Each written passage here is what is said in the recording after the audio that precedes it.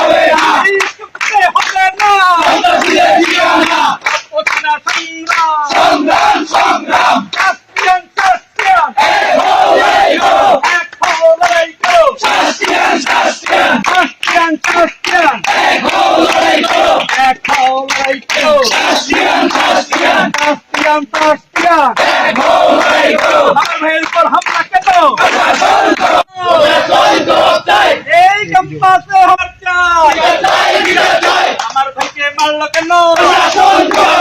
প্রশাসন জবাবটা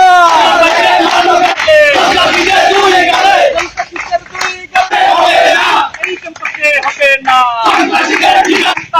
হামলা কেন? শাস্তিয়ান লড়াই করো। বিচার চাই করতে হবে। তালি হবে, তালি হবে, তালি হবে।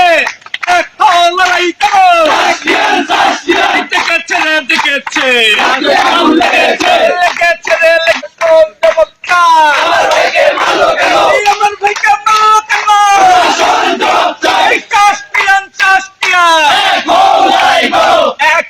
লড়াই করো। প্রশাসন জবাব চায়। সিসিটিভি ক্যামেরা থাকলে ওইটাও আছে, শিক্ষার্থীরাও আছে, ভিকটিমও আছে, হামলাকারীও আছে, সব আছে। ইমার্জেন্সি হিসেবে নেন, কারণ এই যে 9 বছরে আমার ক্যাম্পাস লাইফ আমি খুব কম দেখছি ছাত্রলীগ কোন শিক্ষার্থী দেয় এমন কারণে হাত তুলতে। এইটা যে শুরু হয়েছে 20 ধাপ উঠার সময় ভাঙতে হয় ভাঙলে, এইটা আমরা এত লম্বা করতে দিব না। সেটা যেই হোক, আমরা এটা লম্বা করতে দিব না। এটা দীর্ঘায়িত হবে, বিলম্বিত হবে। মানে লোহা গরম থাকতে এটা করতে হয়। 7 দিন গেলে ওই আমাদের আরো কাজ কারবার আছে, আমাদের এগুলা থাকবে না। আমরা এটা দেখতে চাই। আমাদের ক্যাম্পাসে কোনো স্বার্থ নাই, উদ্দেশ্য নাই, কিছু নাই। একটাই উদ্দেশ্য, এই ক্যাম্পাস আমাদের দায় দরদ এবং ইমোশনের সাথে জড়িত। এইখানে কোন ইনজাস্টিস আমাদের শরীরে রক্ত থাকতে কাউকে হতে দিব না। এই প্র্যাকটিস আমাদের আছে। তো সুতরাং আমাদের বক্তব্য হচ্ছে অন্যগুলা পেশায় ডিফেন্স করে অফেন্স করে কোনো কিছু লাভ নাই।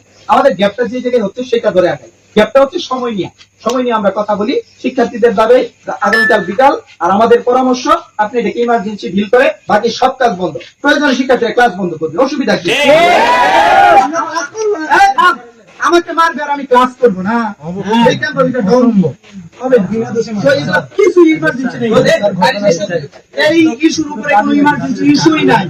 সুতরাং এই প্রেক্ষিতে আপনি বলতে পারেন। আর আমি দুঃখ প্রকাশ করছি আমার কোনো টোনে মাথা মানে যেটার মধ্যে আমি পারবই কনফার্ম, এবং এটা নিয়ে কোনো হতো না।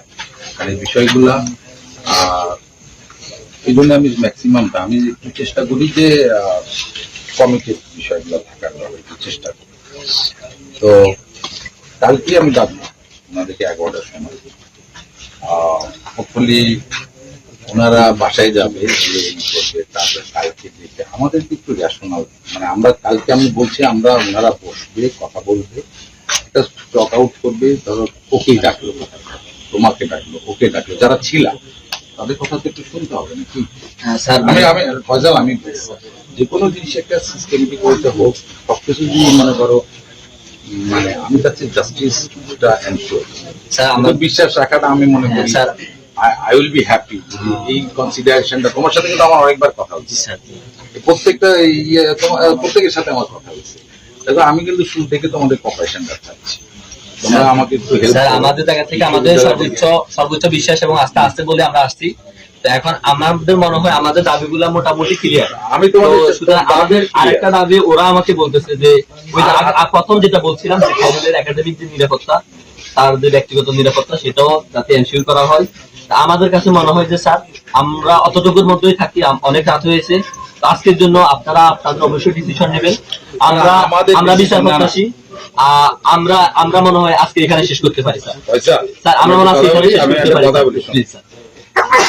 তোমাদের কিন্তু লেখাপড়া রেশনাল 7 ডেজ আমরা চাইছি কি একটা স্বাধীন এটা তো মার্ডারের কেসটাতে না সাথে না না, লাগতেছে। কিন্তু তুমি যদি কোনো তোমার কর্মীরও যদি বিচার করে তাও তোমার একটু সময় নাও, তুমি তখন মেম্বার সেক্রেটারি তাই না, ছাত্র সংসদ মেম্বার সেক্রেটারি, তুমিও যদি একটা কর্মীর বিচার করো হতে পারে না, তোমার তো 2 কর্মীর মধ্যে কোনো নেই, সেখানেও তো একটু সময় নেই নাকি একবার ওর নগদে দাঁড়ায় নগদে বিচার করো, তুমি নিজে বলো তাই কি করো? তোমরা তো তোমরা এই বিশ্ববিদ্যালয়টাকে আমাদের সবার প্রায় জানো, তোমরা যে এত ইরেশনাল কথাবার্তা বললে, ধরো একটা জিনিস জোর করে চাপিয়ে দেওয়া, টিচারদের প্রতি ঢিলায় রাখা, বিশ্বাস রাখা, স্যার সেটা আমি একটা শেষ করি। জুলাই আগস্ট শুরু হয়েছিল কোটা বন্ধ করার জন্য। তো জুলাই আগস্ট আমরা কেন শুরু করছিলাম? কেন? কোনো কোটা থাকবে না, হ্যাঁ কোনো কোটা থাকবে না, এটা শুরু করছিলাম না আমরা। জুলাই আগস্ট আন্দোলন কি ছিল? সংস্কার ছিল স্যার। তারপরে তো কোটা থাকবে না, তাই না? সংস্কার ছিল স্যার। কি বলো বাইরে বলো। তো যাই হোক, আমার মনে হয় যে এই তুমি আসো কালকে, মানে আজকে এটা শেষ ফয়সাল আসুক, কোন কথা ভাবতেছি ওর কথা ভালো লাগছে, ও আসুক এই ন্যাশনালিটি এত কালকে। কি বুঝেছি ন্যাশনালিটি এই শোনো বাবা, এই আমাদের সেলিম ভাইয়ের ছেলে না, তুমি কথা বলতে দাও একটু, মানে এত তো ইনস্টিগেট করা ঠিক না। তুমি থাকো আর হইলো সোহাগ থাকুক, আর ওই যে থাকুক, কি নাম যেন, সরি 2 বিল্লা মিশে যায়, 4 জন, আর সত্যজিৎ আসুক থেকে কালকে তোমরা একটু কমিটির সাথে একটু বসো, আমরা বিচার করবো, এটা 100%। স্যার আমরা যে আমাদের দুইটা দাবি একদম আমরা ক্লিয়ারলি বলে যাচ্ছি।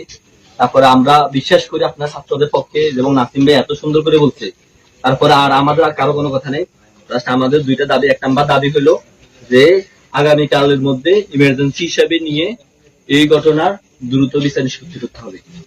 আর আমাদের যে দ্বিতীয় দাবিটা, সেটা হচ্ছে যেহেতু এখানে একটা ওই ছেলেটার অতীত বেশ কিছু রেকর্ড রয়েছে এবং সন্ত্রাসবাদের মতো একটা কার্যক্রম ঘটেছে এবং মারাত্মকভাবে আহত, সেখানে মেডিকেল ডকুমেন্ট আপনারা নিজেরা প্রত্যক্ষদর্শী, সেই জায়গা থেকে আমরা এই ধরনের সন্ত্রাসী গোষ্ঠীর সাথে, ওই সন্ত্রাসী ছাত্রদের সাথে আর ক্লাস ভাগাভাগি করতে চাচ্ছি না।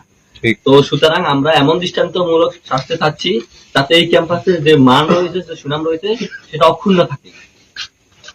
আশা করি আমি আমার দাবি ক্লিয়ার করতে পেরেছি। এবং এটার সাথে কারা কারা রয়েছে সেটা অবশ্যই খুঁটিয়ে দেখে প্রশাসন হোক, ছাত্র হোক, সবাইকে বিচারের আওতায় নিয়ে আসতে হবে। আমাদের পক্রিয়াল বডি এবং আমাদের ডিএসডব্লিউ মহোদয় সহ পুরো টিম প্রবোজ বডি খুবই অ্যাক্টিভ ছিল, সাথে সাথে তারা রেসপন্স করেছে, তারা মিটিগেট করার চেষ্টা করেছে, হসপিটালাইজ ছেলেটাকে চিকিৎসার সুব্যবস্থা নিচ্ছে। বাট এটা আসলে আমরা এখন একটা ফ্যাক্ট ফাইন্ডিং কমিটি করেছি, তদন্ত কমিটি, এবং আমরা স্টুডেন্টকে অ্যাসিওর করেছি আগামী 3 দিনের মধ্যে আমরা ইনশাআল্লাহ আমাদের যে তদন্ত সভাপতি এবং আমাদের 2 জন মেম্বার আছেন, ওনারা কালকেও ছাত্রদেরকে ডাকা শুরু করবে। আশা করছি ওনারা 3 দিনের মধ্যে একটা সলিউশন আমাদেরকে ইনশাআল্লাহ বিষয়টা প্রশাসনকে ওনারা তাদের রিপোর্ট আমাদেরকে জানাবেন এবং রিপোর্ট অনুযায়ী যে ধরনের ব্যবস্থা নেওয়া দরকার শাহজালাল বিজ্ঞান ও প্রযুক্তি বিশ্ববিদ্যালয়ের ভাইস চ্যান্সেলর হিসেবে আমি